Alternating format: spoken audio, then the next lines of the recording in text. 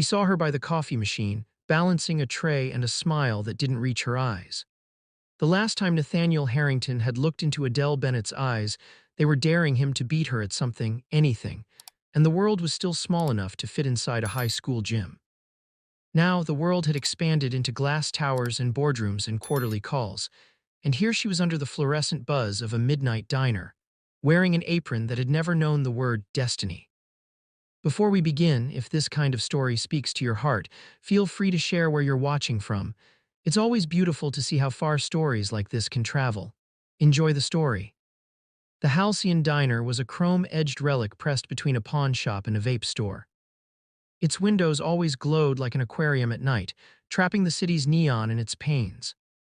Nate sat at a booth alone, phone face down for the first time all day, the weight of his name and his numbers and the quiet ache of success he couldn't explain sitting next to him like a ghost. He had come for anonymity, someplace where he wasn't Harrington, where he wasn't the billionaire kid genius CEO, where nobody asked what Synapse Dynamics was going to do next, or whether the Glasshouse algorithm would change the future of predictive systems, or how he slept. He wanted eggs and something simple, a waitress who didn't know him and would call him Han by accident, the kind of care that had nothing to do with headlines. And then Adele turned, her hair pulled back in a no-nonsense knot that exposed the part of her face he remembered best, the fierce line of her jaw, the small scar under her left eyebrow from a debate tournament disaster they'd spun into a victory, the cool river water eyes that did not widen when she saw him. She saw him, his expensive coat, the bone-deep fatigue he didn't let the cameras catch, the old rivalry, and her face didn't give away a single thing. She said, "What can I get you?" As if she didn't once beat him in a calculus B by one problem and later confessed she'd stayed up all night teaching herself the method just to try. "Coffee," he said, the wrongness of the single syllable humming in his bones, "and whatever you recommend." She arched an eyebrow, sharp, measuring, but she nodded, scribbled, and left. He watched her move between tables with that dancer's precision she'd always had, a body remembering a life that never got to happen. He remembered her acceptance letter to the program at Caltech. He remembered her mother in the stands, clapping like it hurt. He remembered the day she didn't show up to graduation rehearsal and the whisper a week later, her father's heart attack, the quiet all-caps way an entire future goes offline. She returned with a plate of midnight pancakes dusted with powdered sugar, a cup of coffee that smelled like relief, and a small dish of blueberries. He remembered she hated strawberries and loved blueberries because they stained less, and that tiny quirk felt like a fist tightening in his chest. "On the house," she said, which was a lie he didn't correct. The house didn't give anything on the house unless it was closing time.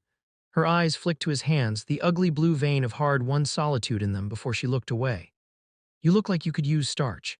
He could. He picked up the fork and didn't trust his voice yet. They had been everything to one another once, combustion engines in the same science fair, the last two standing in scholarships competitions, the pair that made teachers smile because iron sharpens iron. She had been a storm in a red cardigan. He had been the boy who made his own labs out of thrifted microscopes. They had never dated, not really, but they lived in each other's gravity. He ate and she moved, and outside the city kept looking away on purpose. When the check came, it was a small square drowned in diner grease.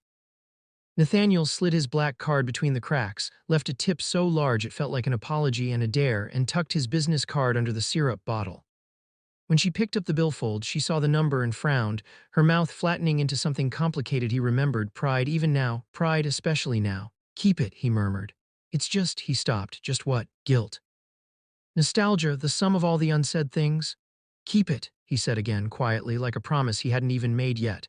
She stared at him, then lifted the billfold with the tip bulging it like a story someone else paid for and snapped it shut. When he stepped outside, the night bit him clean. He took one breath and another. He was halfway down the block when a hand caught his sleeve. He turned. Adele held out the business card he'd left. She had scribbled through his phone number with a waiter's pen and scrawled one sentence over the embossed letters, "I'm not a charity, Nate." She didn't give the card back. She pressed it into his palm like a lesson. Then she was gone, the diner swallowing her whole. Adele Bennett didn't read the news anymore. Synapse Dynamics had never been her world. She'd been an artist in the bones, a systems girl in the mind. But she couldn't have lived in this city and not known Nathaniel Harrington as the boy who turned into a one-man headline generator. He went from their public magnet school to MIT to founding Synapse in a brownstone living room, to seed rounds and Series B quotes and jackets he never zipped.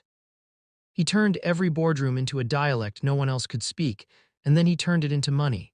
She turned her acceptance to Caltech into a plane ticket refund. She turned her summers into full-time at a dry cleaner and then a grocery store. She turned her nights into nursing shifts and her mornings into care for her mother who forgot where every stair led. She turned her brother's wildness into a courtroom apology. In her pockets, change lived where ambition used to. The job at the diner came last, because it was what you did when the city narrowed down to the size of a hospital bracelet. Halcyon was a place where drunks cried and truckers laughed and morning people and night kids overlapped at 4 in the morning like two circles in a Venn diagram labeled hope and exhaustion. She could work, she could take home cash, she could blaze her feet into numbness and fall asleep on the rattling a train and wake up at her stop because the city knew her too. Nate showing up with his unruined face was something else. She had not thought of him in a year, maybe two. Or she had thought of him every time a headline flashed across the deli TV while she counted coins. The boy who might have been hers had the wheels spun differently, or a past she'd given to a family who didn't even like to be helped. He wasn't cruel, not then, not now. He was just a different species, the kind that picked his way through the world as if the rules parted to let him pass. She had liked him for it once. She had loved the idea of someone like him, breaking through like a bird through glass. Later, she learned glass cuts both ways. "You're staring at your coffee like it cheated on you," said Alma, the other waitress, sliding into the staff stool for a minute to take pressure off her bunions. Alma was small and dangerous and had a tattoo of a sparrow on her wrist that her granddaughter had drawn. "You okay?" "I saw a ghost," Adele said. "One of the good ones." Alma reached for the ketchup bottle and thwacked it like a heart needing a shock. "Define good," Adele said, and managed a dry smile. She told Alma parts of it, not the tech, not the rivalry, not the one time he'd held her hand under the table at a math team celebration when the world had gone too bright. She told her simply that she'd known the man who tipped like a legend back when he had lint in his pockets. Alma listened and nodded and said, "If he comes back, tell him we've got a broken dishwasher and a landlord with the ethics of a pigeon." Then she added, softer, "But if he offers you something real, hear him out. Some men don't know how to be generous without making it a performance. Maybe he's the rare one who does." Adele's mother forgot the words daughter and oatmeal now. She knew blue days from gray days, and that was about it. Adele walked home after her shift with a bag of leftover toast and a hard knot of fears in her stomach that never untied: the medication bill due Wednesday, the care home's voicemail, her brother Evan's text that read, simply, "I got a line on some extra shifts, but I need gas." She would send him 20, even if it meant she counted pennies for bus fare. He'd been 2 years younger and scared of the dark, then of nothing, and then of himself when the pills got their hooks in. She had dragged him back to shore more times than she could count. She would again. Her phone pinged, a number she didn't recognize. She almost ignored it, but curiosity was another stubborn muscle in her. "I'm not a charity either, read the text." It was a picture, a hand, his, probably sorry about the privilege in his nails, holding a post-it note she recognized. Miss Halloran wrote those post-its on scholarship applications. She had written, "Adele Bennett quietly led a volunteer effort to replace our lab equipment." She nominated him for Horizons Prize behind the scenes. "My recommendation for him stands largely because she insisted he consider himself." Under the photo, Nate had typed, "I didn't know. I was still a stupid boy who thought he had to deserve, not receive. I owe you a walk or a conversation, that's all. Name the place and time." She stared, part of her spiked with anger.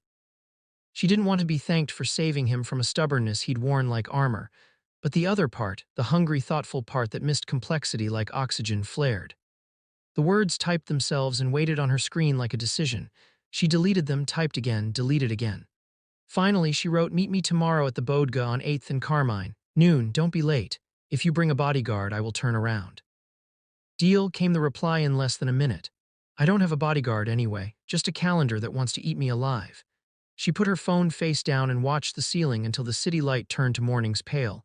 He was late by 2 minutes. She watched him come down the block like a man who knew people noticed when he entered rooms and who hadn't yet decided if he loved that or hated it.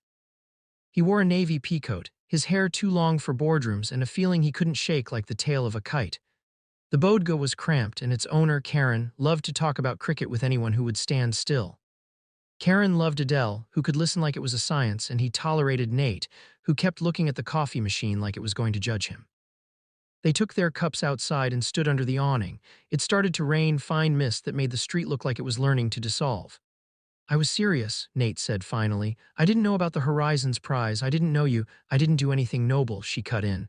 Miss Halloran needed a push and I gave it, that's all. She met his gaze, unblinking. I also needed you to get out. Some people should. You were one. And you weren't, he winced as soon as he said it. Privilege can make even questions sound like accusations. I was someone else, she said quietly. My father died. My mom needed everything. Evan was drowning. You know how the current is here. I couldn't be the fish in the net. He swallowed. He thought of all the times people had saved him from drowning without making it look like rescue. Coaches. Miss Halloran. A janitor named Mr. B who had let him sleep in the school workshop the night his mother's boyfriend came back drunk and wouldn't leave. He thought of the unpayable debts we carry like charms. I can't repay what you gave me, Nate said. But I can offer you something that isn't charity and it isn't a lifeline under the table. My foundation, the Portals Fund, needs a director for a new program, someone who can see systems that are more than spreadsheets, someone who can listen. The job is yours if you want it. Salary is fair, autonomy is real, and you can set your hours around your mom. The work is important. She stared at him as if he'd handed her an animal she wasn't sure was tame. Nate, she said slowly. Why? Because I watched you teach a team of boys who thought they were the smartest people in any room how to get over themselves by making us diagram how our arguments sounded to someone who didn't agree with us, he said, a smile tugging at his mouth. Because you built a community lab from nothing. Because you can hold complexity in your head without strangling it. Because you saw me in an apron, she said. Be honest, he exhaled, rain beating his lashes. Because I saw you in an apron, he said, and it broke something I didn't know could break, because I have 1,000 people applying to work for me who know how to talk about change, and you are someone who has had to live it. Silence stretched between them, soft as the rain. She pressed her fingers into the paper cup until it dented. Trust was not a bridge you built in an afternoon. What if I can't do it anymore? She said. It was as close as she would come to admitting fear. What if the part of me that could do all that is used up? He looked at her the way he'd looked at problems when they were kids, like they were games that could be won if you respected them. I don't believe that, he said. But here's the only promise I'll make. If you take this and you hate it, walk away, no hard feelings. And if you take this and you love it, I will make sure my world makes space for what you're good at, even if it's inconvenient to me. She laughed then, a sound that startled both of them. You are insufferable, she said, and she closed her eyes, opened them again. I'll try part-time for a month. I keep the diner shifts, no press. No press, he said firmly, and the first project is yours to name. She thought of her mother in the kitchen, not remembering the names for spoon, for kettle, for daughter. She thought of all the women who lowered themselves like drawbridges between their families and a world sharpening its teeth. Care, she said. A grant program for dignified care, not just money, support that feels like human hands, resources for caregivers, respite micro-grants, mental health, equipment, no savior complexes, no clipboards describing suffering like strategy points. Done, he said, and meant it. There was something in him that loved the way she carved the world into tasks that felt like balm. They stood there until the rain began to decide to be serious. He reached for the door, she reached for her bag. For a moment their hands collided. The jolt of it was a ridiculous lightning in a universe that should have moved on. Complicated, she whispered, more to herself than to him. Everything worth it is, he said, smiling like a truth he'd earned.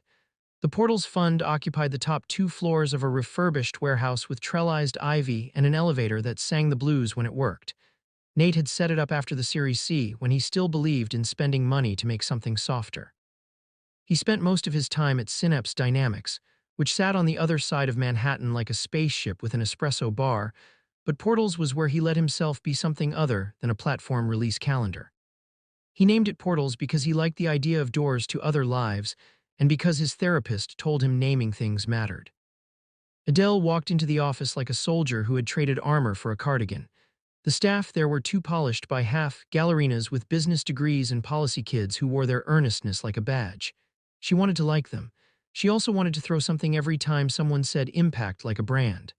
Malik was different. Malik was 55, wiry, with eyes that could slice lies off a person like fat. He had run community programs in 3 cities before deciding he needed to see if the money people had changed.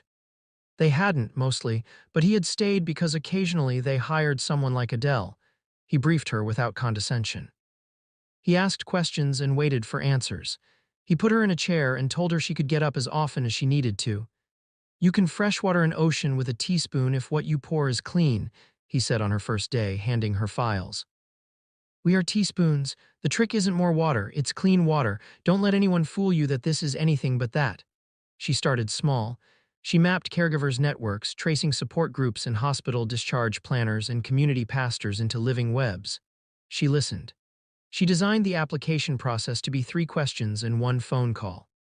She told the staff to pick 3 days a week where they wore jeans and shut the doors and called grantees just to ask what would make their day easier. She cut the word innovation out of 14 documents and replaced it with relief. The first day the grants went live, the website crashed, not from volume, but because the software company had over-engineered a form that had too many moving pieces. She fixed it with a Google form and a hotline, and the sigh of 1,000 breathing shoulders echoed in her bones. Nate watched all this with a quiet pride. He kept his distance enough not to spook her. He showed up at 2 staff meetings and didn't speak until spoken to.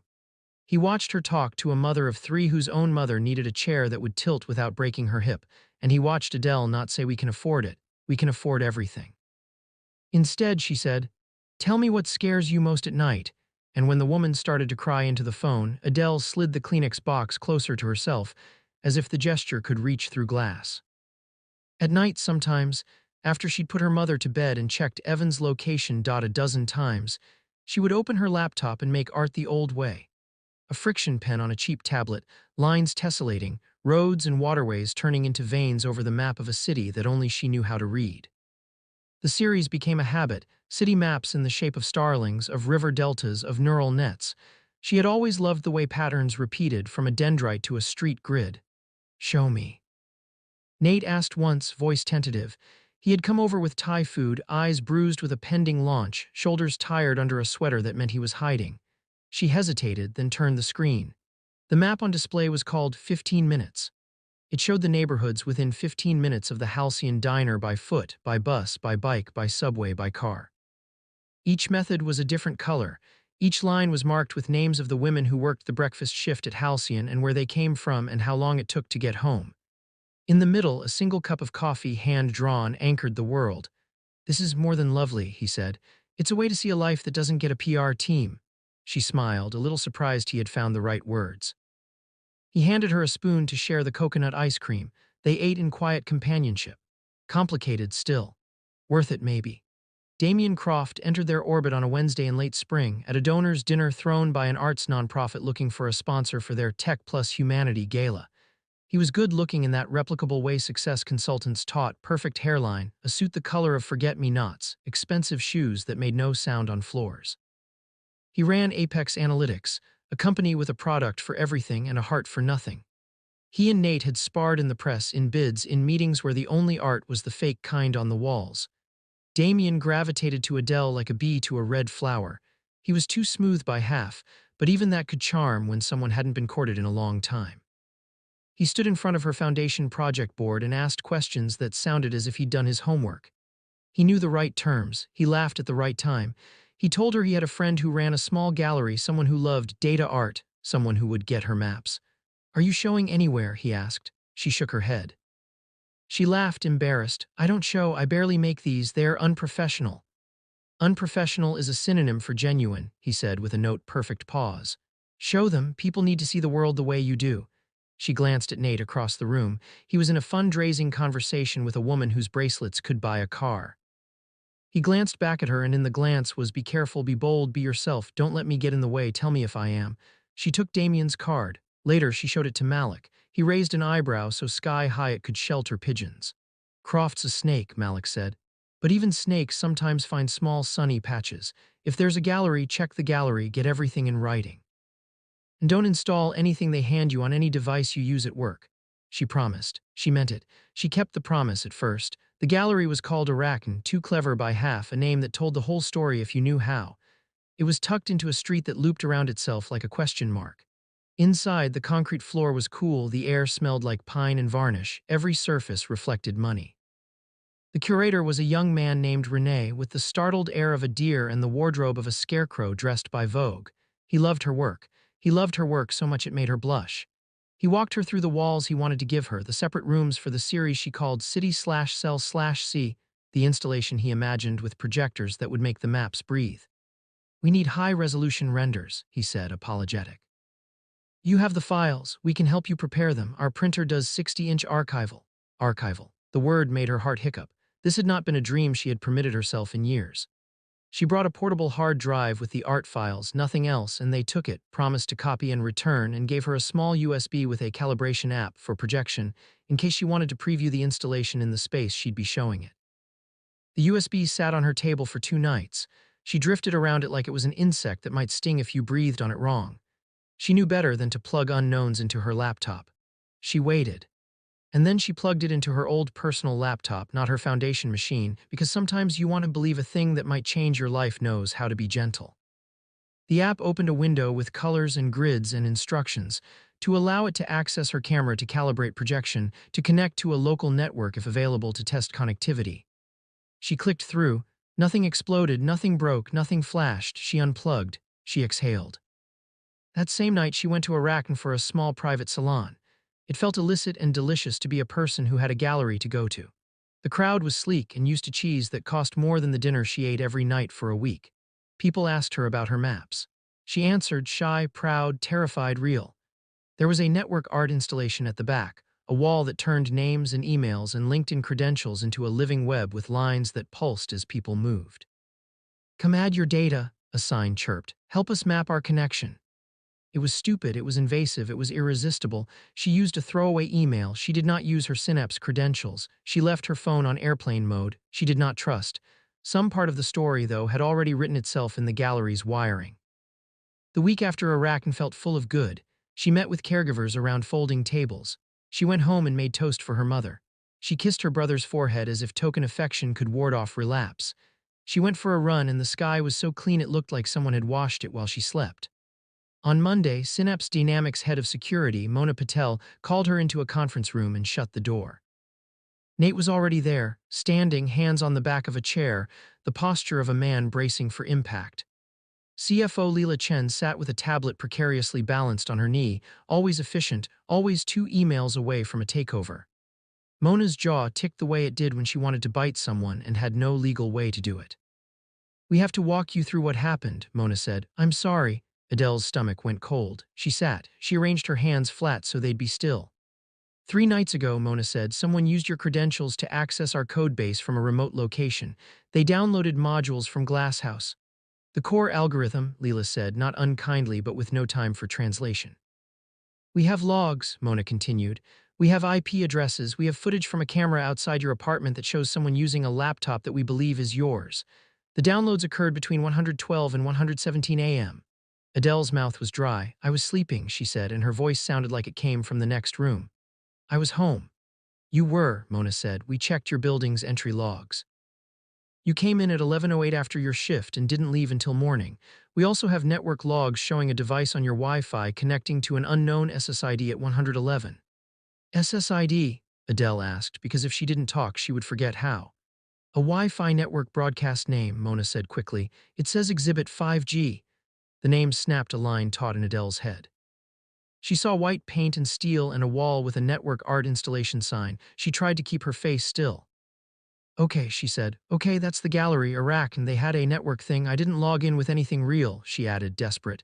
I used a throwaway email. Mona nodded, but it was not a nod of absolution. We also found something else, she continued. A deposit into your account 3 days ago. $10,000. The memo says advance for art from a shell company we traced back to Apex Analytics. It was ugly. It was a trap in the shape of a gift. Adele felt sick. It was an advance, she whispered. For the art show, I hadn't cashed it yet. It's still in limbo. I was going to ask Malik to look at the contract. I didn't. We believe you, Nate said, and his voice was skin against skin. He made a decision in front of 2 people who could use that decision to end him. I believe you. Leela's face did something complicated.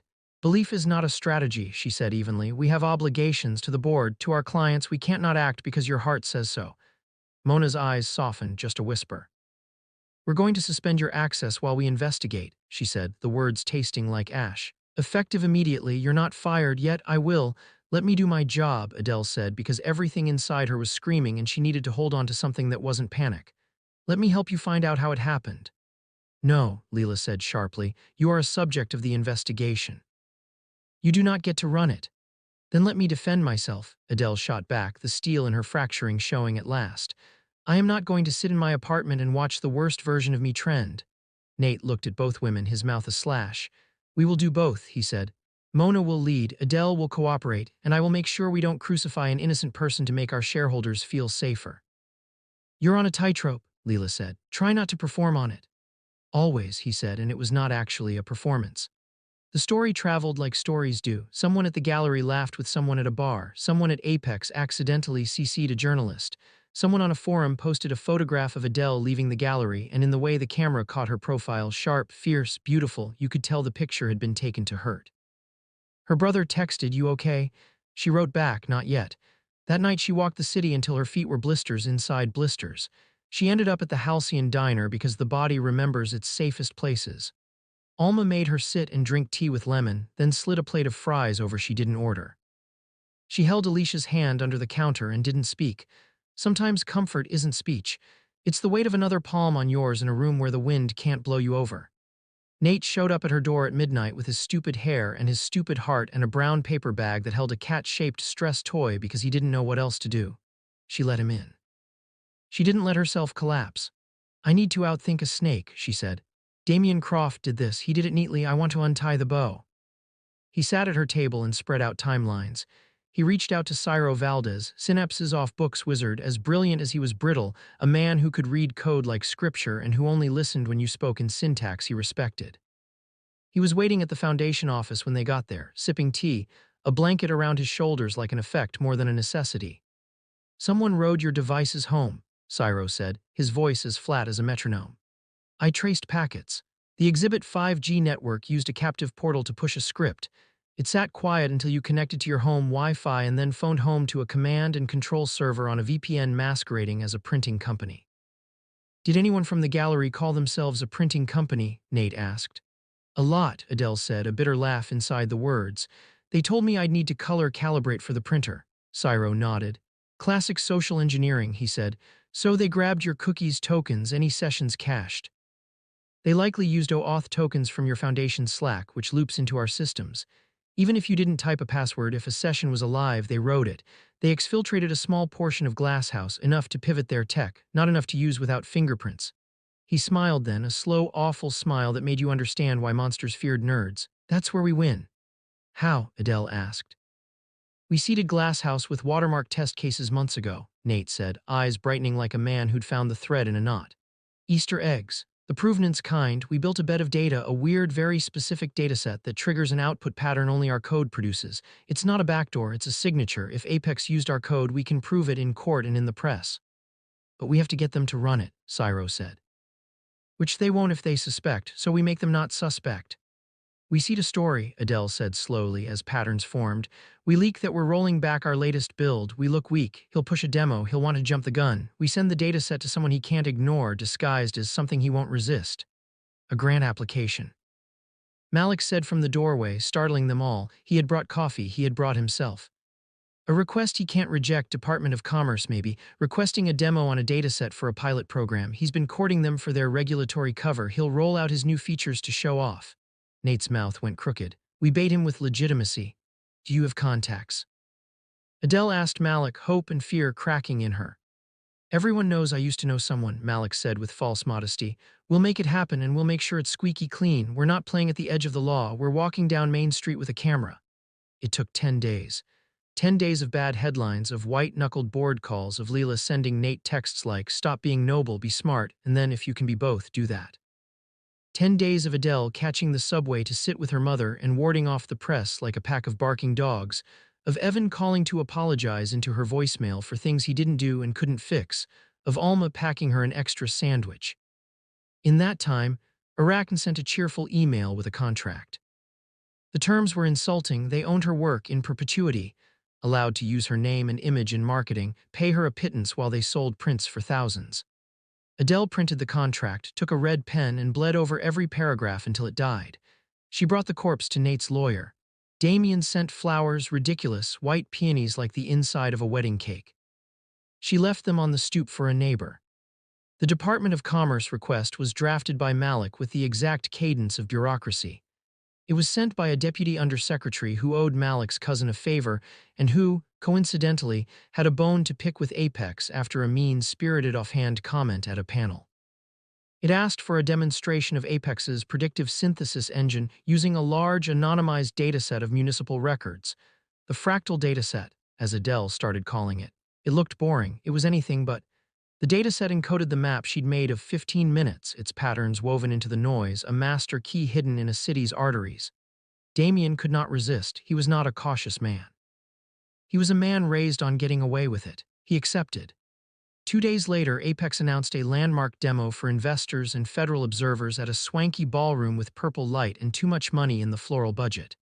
The banner said, Apex Analytics, see tomorrow today. Nate and Adele went together because there was no other way to do it without a war. They entered to cameras and whispers. Leela stayed at Synapse with Mona and Cyro, ready to watch logs, ready to hit the button they called the Skylight, a protocol that recorded time-stamped and notarized code signatures via a third-party blockchain so that provenance wasn't just a claim but a record. Damien took the stage like a man who had fallen in love with his own myth. He made jokes about government paperwork and then made the deputy undersecretary laugh. He talked about the ethos of transparency and made a gesture that included Adele and Nate in his horizon, as if they were part of the story he wrote when he woke up this morning. The demo began, datasets loaded. The algorithm ran. Adele watched numbers cascade in patterns only her brain could read. She held Nate's hand under the table. He squeezed back. The dataset sang its song. On the screen, Apex's engine predicted a lopsided distribution of care resources across the city with a level of segmentation that only a very specific model produced. A minute marker appeared in the corner, a glitch, a pixel bloom, and then it corrected itself. Got you, Cyro whispered into Mona's ear over the feed back at Synapse. The watermark tripped. It produced the signature pattern. And wait, Skylight recorded Apex's code fingerprint as it processed the dataset via the callback we disguised as a network handshake. It's ours. They're cooked.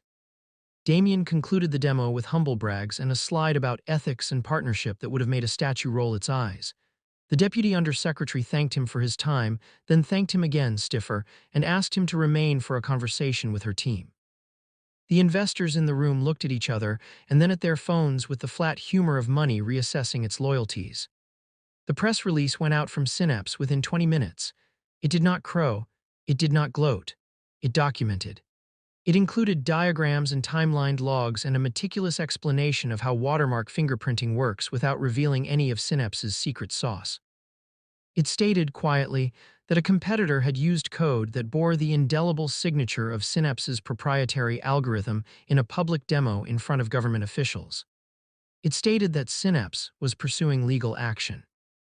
It stated that the investigation revealed the competitor had gained access via a sophisticated social engineering attack on a Foundation staff member who had not been authorized to access the core code but whose credentials were used to ride a privileged session. It stated softly that Synapse stood by its staff member. The room did the thing rooms do when the oxygen gets ripped out. People stared at Damien like he had grown a second mouth. He swallowed. He smiled too broadly. He denied. He pivoted. He promised an internal review. He blamed a third-party provider. He invoked a standard too old for this century, the rogue employee. Later that night, Apex's stock lost 20%. By morning, regulators knocked on doors. Employees began sending anonymized emails to journalists about a culture of cutting corners and a CEO who told them to shoot then aim. Adele slept for the first time in days. She dreamed of maps. In the morning, she woke to a sunrise that looked like wings. The public apology from the Foundation went out. It was not Adele's apology to make, but she wrote the part that mattered. We failed to anticipate a threat that hides inside generosity. We will do better. We will make our systems more human and our humans more protected. Nate did not lose his job, though Leela had a spreadsheet of board members weighted by likelihood to consider redesigning the future around his absence. Instead, he went into his next board meeting and said, I will make you money by doing the right thing aggressively, and meant it. And then he did it. Synapse open-sourced a small, non-core piece of their platform, an elegant library for dataset sanitation that made it harder for people like Damien to exploit edge cases. And the world of developers sang his name like a folk song, and new partnerships aligned like planets. Adele walked into portals to find a bouquet that was not peonies but wildflowers that looked like the side of a road in summer. Malik grinned like a mouth expecting cake. They're from the Halcyon staff, he said. Says we don't read code, but we read you, proud of you. P.S. Al says stop crying in the walk-in, it makes the lettuce soggy. She laughed. She cried in the good way. She later took half the bouquet to her mother's room. Her mother stroked the petals and said, "Blue," and then softly, "Girl," and Adele put her head on her mother's lap and sobbed. That night, she and Nate sat on the roof of his building with a blanket. The city below moved like circuitry. He passed her a thermos of hot chocolate as if that were the most adult thing to do. "You can keep your job," he said. "You can quit. You can start your own thing with my money. You can use my money without me if you need to believe in it." She smiled sideways. "Rich man's paradox, you think you can solve everything with options. Options are just doors," he said. "You decide which ones to walk through." She took a deep breath. "I don't want to leave," she said. "I want to take what I started and make it burn brighter," and she stopped. This was harder than writing white papers. "I don't want to be your project or your redemption. I like you, I might love you, but I need to know you can love me without being the person who saved me." He reached for her hand. "I didn't save you," he said. "You survived. I simply had the good sense not to get in your way, and he swallowed. "I loved you when we were children without knowing that's what it was. I love you now like a person who knows how dumb that boy was. I will love you if you leave. I will love you if you stay. I will love you if you throw my peacoat off this roof." She laughed then, a sound that scattered the city's geese. "Your peacoat did nothing to deserve that." "And yet," he said, mock serious, and they sat together until the mosquitoes bullied them inside. Damien did not go quietly. He sued because men like him think the law is an instrument they own. He counterclaimed they had entrapped him. He hired a PR firm that specialized in crisis narratives and put out a story about Adele that was so vile and thirsty it read like fiction. The internet rose to devour it, and then, as occasionally happens when the right people are tired enough of cruelty, the internet turned on him. It turned with receipts. Renee from the gallery went to the DA with a phone and a conscience freshly scrubbed. He confessed to installing software per his boss's instructions. He offered emails. He offered the words Damien said. He cried. He testified. The gallery folded into dust. Later, it would turn into a daycare that gave scholarships to children of caregivers because the city is a creature capable of learning. Damien's right hand, a woman named Sana who had sat through too many meetings with a pit in her stomach, flipped. She brought code snippets. She brought an old Slack message from Damien that read, "We're going to rip what we need and then claim independent evolution." Law school taught me how to plagiarize with conviction. Lawyers love paper. This was paper. The counterattack then wasn't personal. It was light let in. It scorched. People asked Adele for interviews. She did too. The first was for a small podcast run by caregivers, where she talked about how ethics and systems are usually a war inside the same house. The second was for a late-night host who had grown up with a father in hospice and knew how to ask questions with his hands out, not his fists. She wore a black blazer and a shirt that read "Be like water" in tiny print. She answered calmly, clearly, and refused to say Damien's name.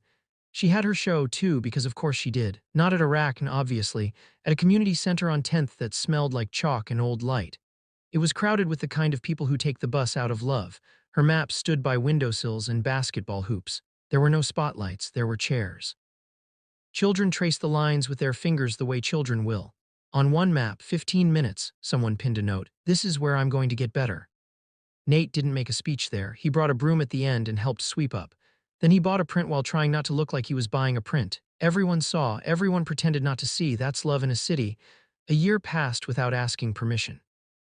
Synapse Dynamics matured into the company Nate knew it had to become when the world stopped finding boy wonder cute.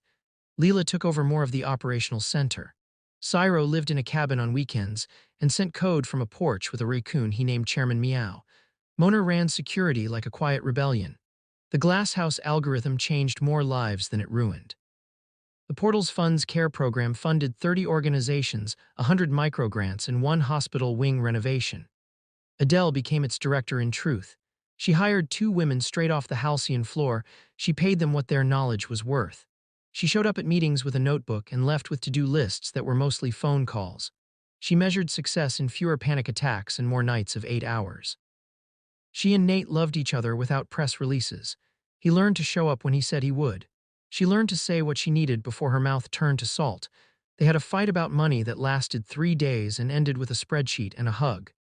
They cooled each other down and they heated each other up, and they did not try to be less than they were to fit inside some smaller idea of partnership. They went back to their high school on a Sunday and walked the hallways like tourists. The trophy case still had their picture framed, 2 kids with impossibly earnest expressions. Adele laughed at her bangs. He laughed at his tie. They found the auditorium empty. She stood on the stage and looked out at the seats and saw the past rearranging itself into a future. "I have something," he said then, suddenly young enough to be embarrassed. He pulled a folded piece of paper out of his pocket. He handed it to her. The letter was printed on foundation letterhead. It read, "The Portals Fund is proud to establish the Halloran Bennett Fellowship for Systems Art and Public Good. It will fund 2 students a year from public schools to study between disciplines, to make maps that matter, to design with compassion. It will be selected not via grades but via grit. It will be judged by a panel that includes exactly 0 tech bros. The committee chair will be you if you want the job." She read it twice. She put her hand to her mouth to hold the joy in like a secret that could break if it escaped too soon. She thought of Miss Halloran. She thought of her father. She thought of the girl she had been and the one she had become. She thought of 100 kids she hadn't met yet who needed someone with a key to say, "Come in." She nodded. And then she went to the piano in the corner of the stage and played 3 notes at random because sometimes the heart demands error. Nobody saw the end of Damien Croft coming because people like him are not supposed to end.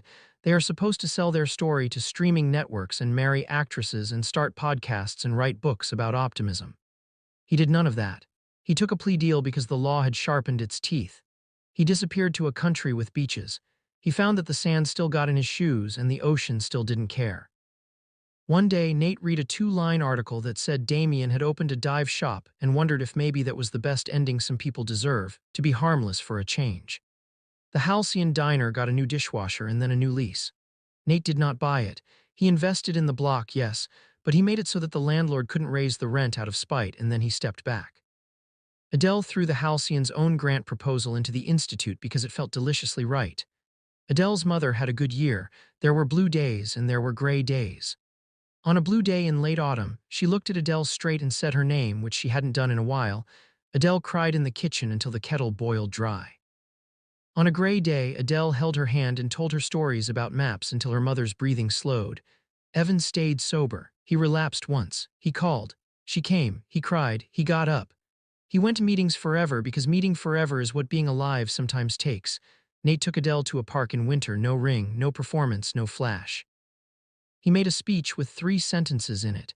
He asked her to become his family the way she already was, without contracts, with intention that looked like a hand reaching for another in a crowd. She said yes to more days. They would do rings later. They would do the wedding even later. They would treat the rest of it as if it were not a movie but a life. He told her once at 3 in the morning, face buried in her neck so he wouldn't have to watch her judge him for the cheapness of the metaphor, that the difference between data and trust is a heartbeat. "Data tells you the likely," he whispered. "Trust tells you to jump." She thought of all the ledges she had stood on in her life. She thought of the diner light, of Arachne's sting, of Mona's calm, of Malik's aside that he'd waited his whole career for a day someone got held accountable and the sky didn't fall. She thought of her mother's soft little girl. She thought of how belief had saved her, yes, but also how work had and friendship had, and the simple fact that she showed up kept showing up until showing up became an art form. "I'm not jumping," she said, smiling into the dark. "I'm choosing every day, and when I fall, we'll call it flying." They stood on a roof at dawn a week later and watched the city decide to be itself again. Lights blinked. Someone in another building made coffee. A bus sighed. A siren learned again how not to be music. Adele reached for his hand. He fit his palm to hers. The last of the night slipped off the world like a shawl. Shock is a word that makes headlines. It never understood that the real astonishment is when people change. What Nathaniel Harrington did next after seeing his school friend in an apron was not throw money at her or write his grievance into the sky. He made a door and stood back.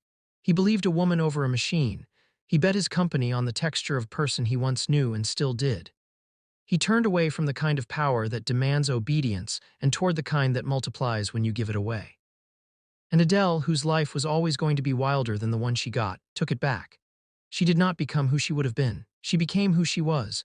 The world was not fixed or fair. The world didn't pretend to be either. But on a Tuesday that smelled like rain, a billionaire and a waitress-turned-director handed a scholarship letter to a teenager with dirt under his nails and an idea his principal didn't understand. He cried. They pretended not to notice. He took the letter and walked towards a future that was going to be what he made it. Behind him, maps hung from a wall like prayers. In one, the Halcyon Diner glowed, center of gravity, a shorthand for a beginning. When the wind picked up, the paper on the wall trembled but did not fall.